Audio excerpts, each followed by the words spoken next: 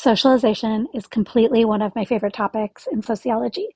Now, granted, I have like 100 favorite topics, but socialization's one of them.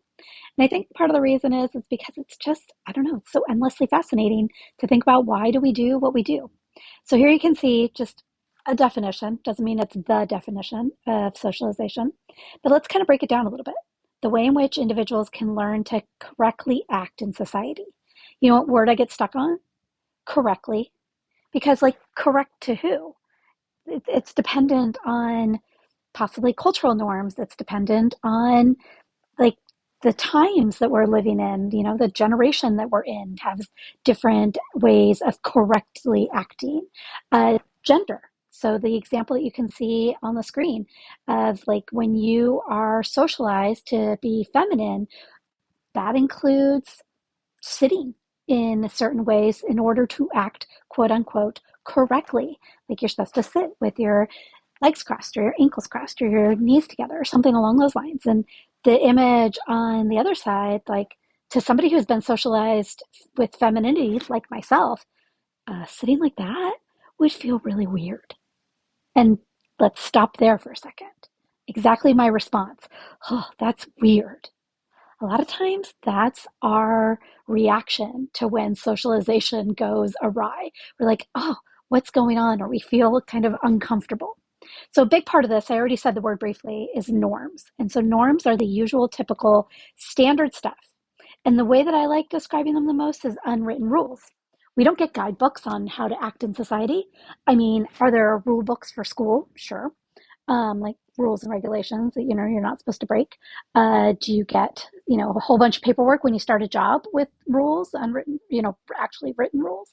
Yeah, but then like think about the job. You get all of these rules and regulations, but then you get into a job and you have coworkers, and then you have norms. You have to figure out like, are these people friends? Are they not? Do we joke around? Do we not? Like what are the unwritten rules that you have to figure out? And a lot of times we don't realize that there are even these kind of, it's not secret, but it's never talked about. We don't realize they exist until something goes wrong. So think about it this way. You're going into a job. You're starting to get to know the, people that you're working with. And I don't know, like all of a sudden you come in one day, you're a hugger and you go to greet your coworker who you're starting to really get to know. You've been friends now, like at work, talking a lot for like 3 weeks, and you go to hug them to say hi. And they're like, right?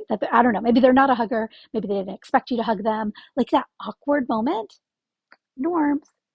I don't particularly like acting awkward myself, but I'm a teacher, and so I'm going to use it to be a teacher so that I can make my point.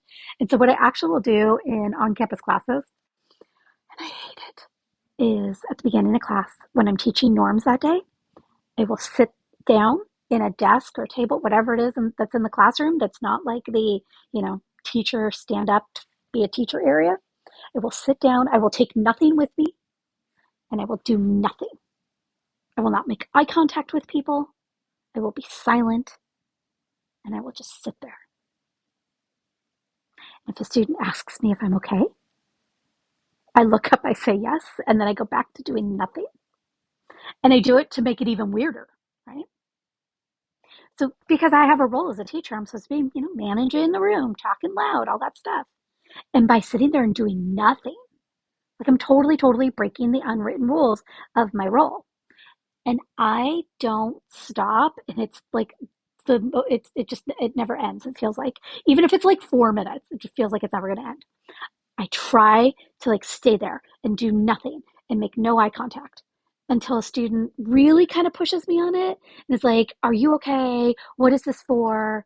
And the reason I try to wait is because that student that's willing to kind of speak up, they're totally breaking a norm now too. Because you don't call people on their weird shit. Or especially you don't call a teacher on it. Now, like you might say to a friend or like a sibling, like, why are you being so weird? But you're not going to do that to a teacher. And so that person has guts because they just totally, totally broke a norm too. Pay attention to the next time, like you're out and about. What are the norms? I mean, how the norms nowadays is nobody apparently talks to each other. We just have our phones that we're looking at, and we sometimes, especially on, campuses and stuff, we have headphones on. And so, like, to all of a sudden start randomly talking to somebody on a college campus that you don't know, they'd be like, "What are you doing?" Right? Unwritten rules. Even like before a class starts. Classes a lot of times can be silent and not speak to each other. And so to like all of a sudden strike up a conversation with somebody sitting by you, like could be breaking norms. And I don't want to villainize this and be like, "Oh my gosh, you're so weird. Why are you doing that?" Because quite honestly, that person that you're kind of willing to start chatting about, classes or parking or some kind of CSULB, whatever, like you could end up being totally friends. Like friendships start somewhere. Or even you just have a moment of connection for the day when, on a community campus, a lot of times we don't get those. So sometimes like breaking norms can actually create really, really neat moments of connection. But a lot of times we avoid it because we don't want to risk being perceived as peculiar. Can you see how this is so interesting? Like, look around. What's all the usual typical standard stuff? Sometimes in introduction to sociology classes, there'll be like an assignment where instructors will send people out to go like actively break norms. I don't think that's a great idea because sometimes people do not respond very well to that. But I would encourage you maybe with your, friends and loved ones, mess with them a little bit. Like, I don't know, pull up to sit at the dinner table and like sit backwards or something like, or with your back to them, or just mess around. Or like my husband, we have the heteronormative relationship like norm that he'll open doors for me, right? And so when I was learning about norms in my sociology classes, like really tried to always like open the doors for him, and I could tell that I was weirding him out, but he wasn't saying anything yet. And so like you can kind of see how people react, but I would not do it with strangers. That's just my maternal warning to you all, just, out of an abundance of caution and all. So then the other part of socialization is the fact that we are navigating different roles all the time. And all of those roles are going to have different norms that we're navigating. So I'm going to walk you through quickly some of my social roles, rather, so that you can think of, okay, yeah, this is mine, whatever it is. So I am a daughter and a sister. So I'm the oldest of three in my family, and my parents are in their mid to late 70s. And so we're kind of on the precipice of like, it's the weirdest feeling, like the last few years before they really kind of end up being of advanced age. And so my roles in the future are going to, look very different. And so thinking about that, I am a mom to a daughter who is 29 years old, but she has intellectual disabilities based upon cerebral palsy. And she kind of intellectually is about 12, 13. And so my role as a mom is really interesting nowadays because chronological age and maturity, intellect age in this house are very different things. And that means my role as a mom looks very different than my peers who also have kids. They're not quite as old as my daughter. I had her when I was young, but like, their kids are now finishing high school, getting into college. Well, those kids are now like capable adult people who are learning young adulthood. And we're not there, and we're never going to be there. And so my role as a mom is always going to look different. I am a wife, and so thinking about the ways that we navigate relationships in our society and the norms that we have for relationships. I am a friend, and I like am so grateful for my friendships, and have made a concerted effort in adulthood in recent years to be really conscientious of them. And I try to be the person who's like setting reminders to text friends to make sure that, it's not like all of a sudden months go by, and trying to be the person who, is organizing and hosting, because if friendships are going to be important to me, it's important to me to do the work and think about the way that social roles work. And then I'm a college instructor, which hopefully you can sense that I adore. And so thinking about the ways that we navigate all of these roles, you oftentimes are a sibling or a worker, or, the child of, aging adult parents and all these types of things. Also think about when our roles get kind of mixed up, right? My daughter will occasionally call if I'm like in class, and I'm going to answer because hello, I'm a mom. And so I'm like, hey, what's going on? I'm in class.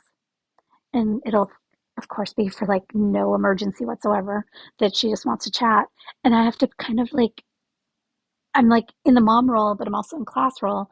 And I'll tell you, I'm a way nicer college instructor than I am a mom, um, or maybe more patient. But like, when those roles kind of like get mixed up. So it's kind of like if you were a teenager yourself and you have a friend over and you're hanging out and your younger sibling comes to bug the heck out of you and snap and take their head off. But then you realize you're in front of your friend where you want to act like you're not a person who snaps and takes people's heads off. Hopefully by me rambling through this, you're like, oh, okay. Think about the ways that your social roles intersect, interact, the different norms that you navigate and everything else. Okay, just a little bit more. The ways that we learn socialization. Families are not going to be unwritten rules. Your parents are going to tell you, say please and thank you, don't pick your nose, whatever it is, right? They're going to say the things out loud to you that other people would not say, because a lot of times that's the way socialization takes place in families. And everybody's families are different shapes and sizes. Not everybody has um, both of their parents in their lives. Not everybody has siblings. Not everybody has even contact with their families. I always want to acknowledge that, families can be really, really, really something for a lot of people, and you are not alone in that, myself included. Friends can teach you a whole lot about the various ways you're going to act. You act different ways with different friends. School teaches you aspects of socialization. If you have a religious practice, that can definitely teach you norms and things of the ways that you're expected to act in that scenario. And then, holy moly, social media, right? And so, thinking about the social media norms, I think, is extra fascinating. And think about when people break them. That one person that totally annoys you on social media? Are they breaking norms? And that's kind of part of it. Like, I don't know, the person that always kind of is, for lack of, I promise I'm an empathetic person, but the person that's kind of like always overly dramatic, but kind of vague and like is possibly feels like attention seeking, like that kind of stuff. And you're just like, why? And not, we're supposed to always kind of put our best face forward. And even though that our social media should be way more authentic than that, but it's just not. And so, like, pay attention. I've just talked for all this time. And really, it comes down to pay attention, look around, see what you're doing, see what the people in your life are doing, ask yourself why. It's